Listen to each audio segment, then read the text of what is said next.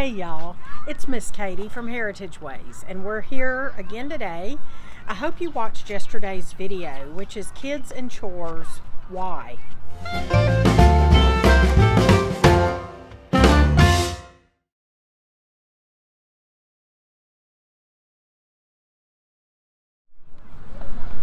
Y'all, yesterday's video was about kids and chores and why we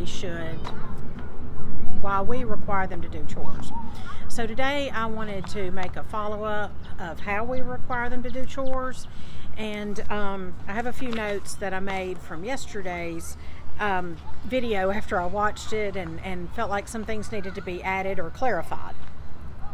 We are here at another park because things happened this morning to keep us from staying at home and so we find ourselves in town, and the kids are playing while I'm going over some things with y'all, and I'm happy to do that. We want to, I mentioned, if you haven't seen yesterday's video, please go watch that first, because this video will make more sense.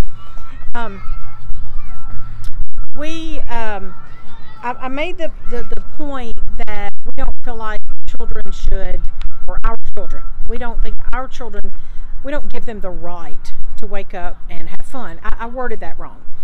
They don't have the right to wake up and play. We believe that work can be fun. It's all about your attitude.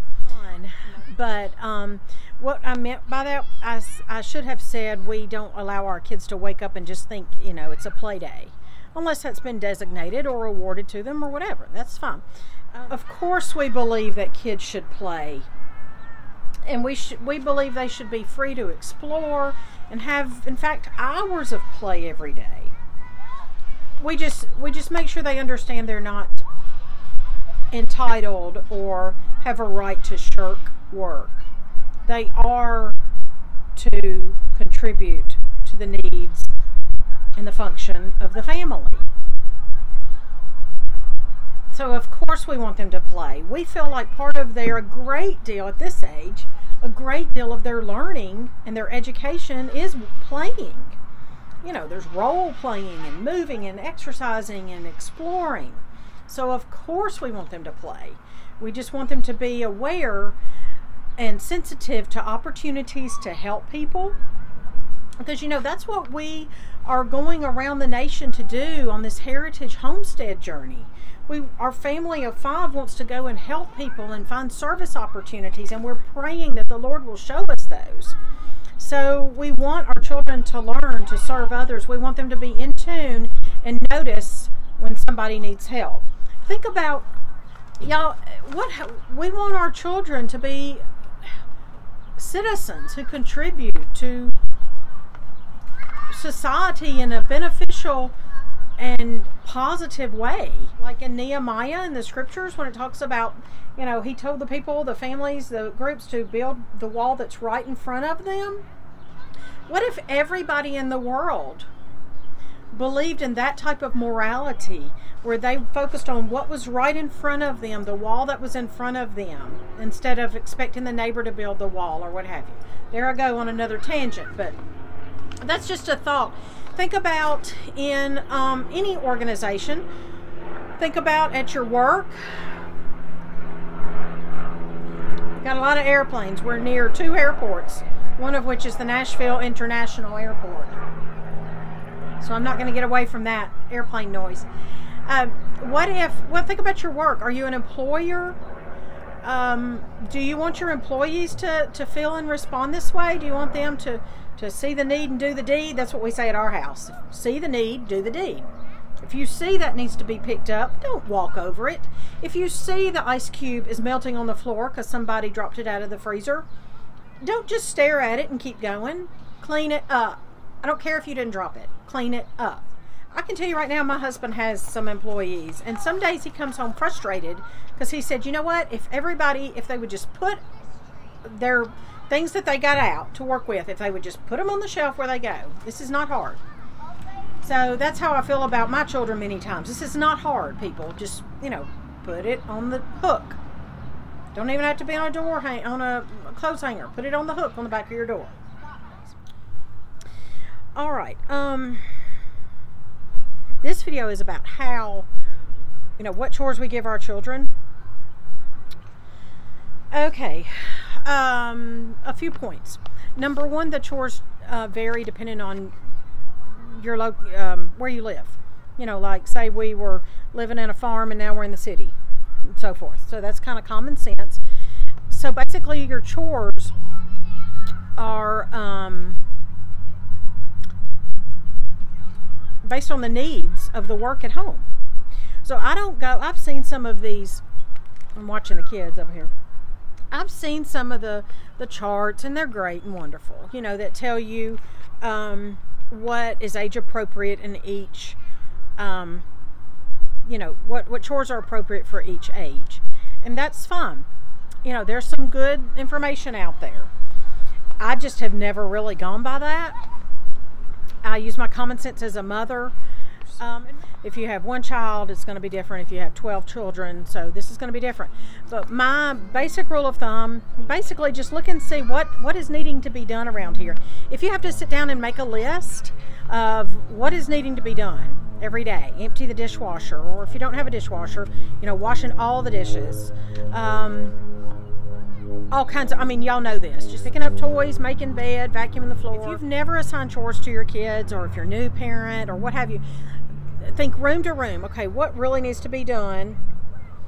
And then after you've done all that, made your lists, go back and see, okay, well, I know, you know, so-and-so child's capable of doing this, and then so-and-so child can do this, and so-and-so child is capable of learning how to do this at this age. One thing, another point, is that, you know, I sometimes let them choose between a chore or two, like 2 to 3 chores. I might see that something needs to be done or 3 things need to be done, and I will let them pick. Which one would you like to do? Like, do you want to do one of them? No, that's not the answer. That's not the question. Which one of these 3 things do you want to do? And I've done that quite a bit. And then they, you know, they're probably thinking, I don't want to do any of them, but they will pick one. See, they feel like they have a choice. They know they're helping and contributing to the citizenship of the home, but they had a choice in doing so. So that kind of helps too sometimes. When the big boys were little, we had what we call main man. It was just 3 big boys. Now we have a young lady, so we don't do this, and just because we just don't do this. You know, things flow, ebb and flow. But we had what we call a main man. The main man would get extra privileges. This doesn't really have anything to do specifically with chores, maybe. I mean, it could, depending on how you use main man or how you alter this idea. But main man would say, you know, like when they would fight to sit in a certain place in the car, or the main man would always pray for our supper that night. So whatever you need to decide who's going to do so-and-so today, that might be main man in our case. It might be a privilege thing, or it might be a duty thing. Like you get to sit up front because you're the main man, or you need to do X job today because you're the main man. So that's just an idea. Mr. Patient was watching my video that I made yesterday. Watched it last night. And he said, oh, when we were talking about Trevor and when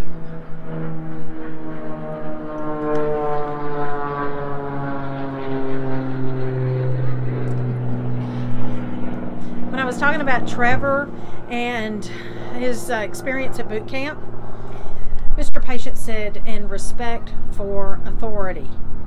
Now you think, what does that have to do with chores? Sit and ponder it for a while. Our children respect authority. They know who is in charge at home. They are not allowed to disrespect either parent. They're not allowed to disrespect any adults. Having chores, we feel like, is an avenue that we can teach our children to respect authority. They know who's in charge. They know what to expect. They know what's expected of them, which that's big. That's big in any group or organization where you've got a head and folks under them, you know, a job, whatever. If you know what to expect, you can do it better. And if you don't do it, you know the consequences. And our children do have consequences for not doing their jobs. And we can talk about that here in a minute when I go over the chore charts. So respect for authority is huge. And that's one thing that our son in boot camp saw the lack of. I mean, the whole group got in trouble because one disrespectful individual kept his cell phone on him after they were told to turn him in, and you know, the rest of the group, however many, well, 40 something, lost the right to call their loved ones for the next 2 weeks. Really? I mean, seriously? That's not even funny, to be disrespectful to authority. That's selfish. It's ridiculous. It's ungodly if you're a Christian. It's unscriptural if you're a Christian or a believer in the Bible. Respect for authority is huge. So having chores is one way to instill that. And let me say, you know, guys, y'all, it's not too late. If your child is 7 and you think, oh my word, my child haven't required him or her to do anything, it's okay. Maybe start slow. Maybe explain sometimes I've had to say, child so-and-so, I'm sorry, mama was wrong.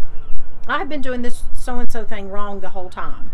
Please forgive me. I'm going to try to do better, but things are going to change, and here's how. Okay? My children, all 6 of my children, are always stunned when they talk to children or people, adults, whatever, who say, well, I didn't have any chores at home. What? And it's not like they come home and say, you fooled us the whole time. I didn't know there were kids out there that didn't have chores. No, they actually feel sorry for them, and they're confused about it. So, you know, children feel valued. They feel like they are part of something big and important if they can contribute to that thing, which is family or a family unit, however your family looks. And another thing about disrespecting authority, anybody I've talked to or my children have talked to, who either the parents said, well, the kid's disrespectful, and the kid talks back to me. I'm talking teenagers too, people. Kid talks back to me. The son doesn't. He goes to his room and locks himself in his room when he gets home from school, and I never see him. And he back talks me, and he's rude and hateful. That child has no chores. Has never had to have chores. Has no responsibilities. Feels entitled. Sorry if I'm stepping on toes, but I've seen it with my own eyes, and I'm just telling you what I've seen. That child feels entitled. He's made you his servant, his slave. What kind of wife is he going to get? You know? It's probably not going to end well. If he gets a wife who won't wait on him, but he thinks she should, that's not going to end it's going to end. It's going to end. That's not going to be good. Disrespectful children are pretty much always children who have not been brought up doing chores. Again, is it too late? I don't think it's ever too late until somebody's, you know, passed on. Okay. All right, here we are. He says he's burning up, and it's a nice spring day. Okay, now let me finish up here. Okay, what I have to do next is show you, what I want to do is show you the chore charts. So what I'm going to do is I'll be taking pictures of those at home, and I'll do a voiceover to talk about the chore charts and tell you what chores we assign our children, and kind of give you some ideas on that. We do pay and non-pay jobs as well. So that's it. All right, friends. Well, these are the chore charts that we used for a long time. And it was 1 week's worth. And we had about 7 or 8 paid jobs.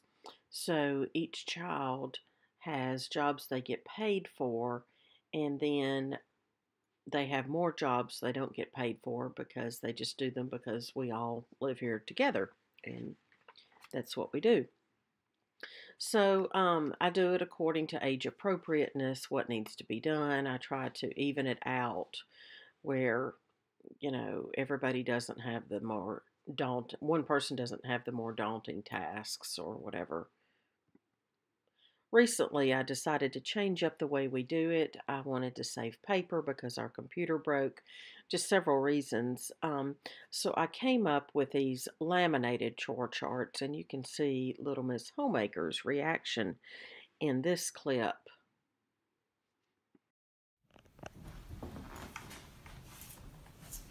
I've got your chore chart ready. Finally finished it. at it. I love the pink and purple. Thank you. I put some different chores on there. I took a couple off that you were doing and gave them to your little brother. And I gave you some new chores. Show me your chart. It's all pretty. Look at it. And the name. I love the name. I know. I love that you wanted that. All right. That's awesome. You're excited? I have never seen somebody so excited over getting a new chore chart. Well, I like the colors and stuff. Okay. And you have different chores now, not just the same ones. You have bigger girl chores. Okay, well, put it up here and we'll start marking it.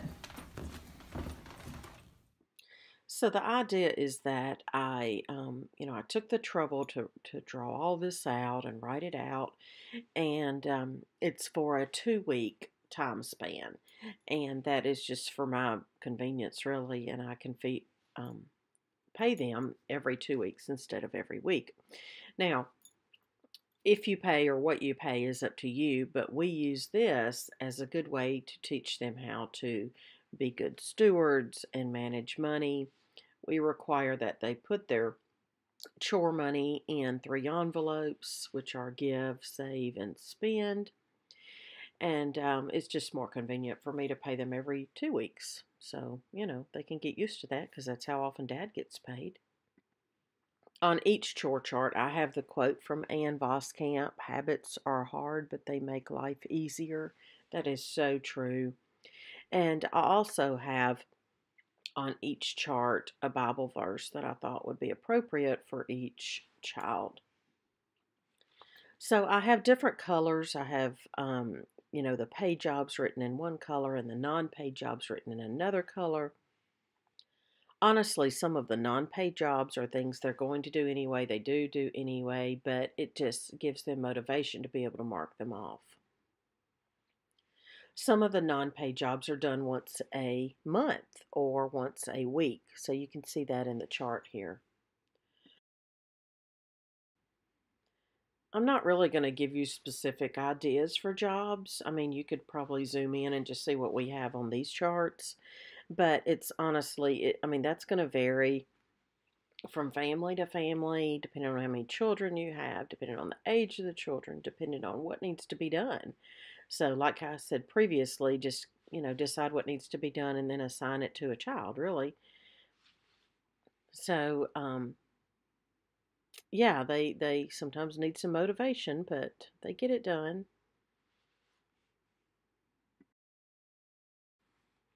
Whether I mark their chart or they mark their chart, that is the question. Well, this has been an issue because sometimes they'll mark it, they did a poor job on the chore, and so forth. So the current situation we have is that Mom or Dad needs to mark it. That way we can check to make sure the chore has been done or done properly.